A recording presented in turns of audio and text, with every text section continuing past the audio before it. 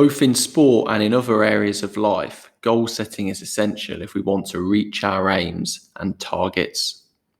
Within sport, there are two reasons why we set goals. We set goals to increase our motivation levels so that we don't give up, and we set goals to monitor our progress as we look to reach our target. If you ever get an exam question asking about the reasons we set goals, always remember it's to increase motivation and to monitor progress. When setting goals, we use the acronym SMART. This means that the goals we set must be specific, measurable, achievable, recorded, and timed. If a goal or target isn't SMART, we are much less likely to achieve it. Sporting goals can't be vague, they must be specific. For example, a cricket batsman may state that they want to improve their batting average. However, this isn't specific as we're not putting a number of runs on his average here.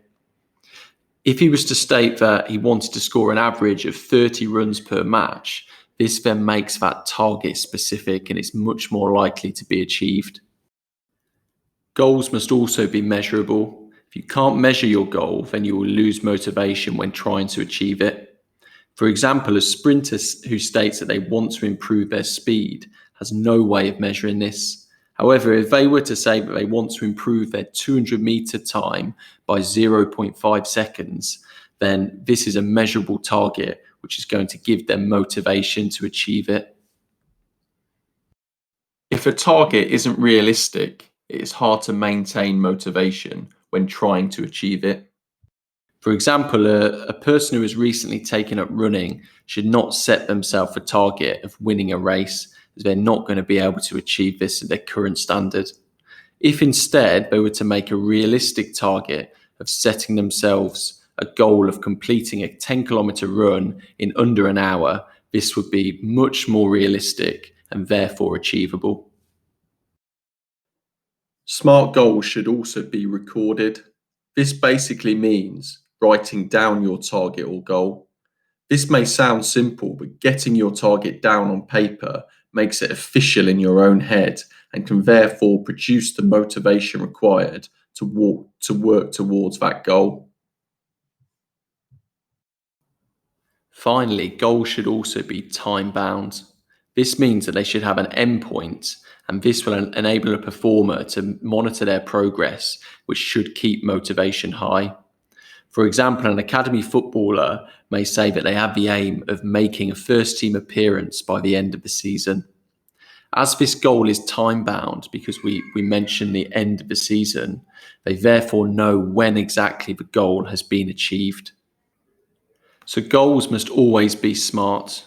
The examples shown here show the difference between a vague goal and a SMART goal for the sport of golf. The vague goal, which doesn't follow the SMART principle, says, I want to improve my handicap. This isn't measurable, it's not specific at all, and there's no time limit, it's not time-bound. The SMART target is I want to improve my handicap from 22 to 18 within the next 3 months.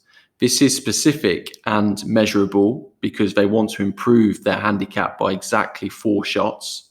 It's achievable and realistic because it's a 4-shot improvement rather than a 10-shot improvement, which might not be possible in that time frame.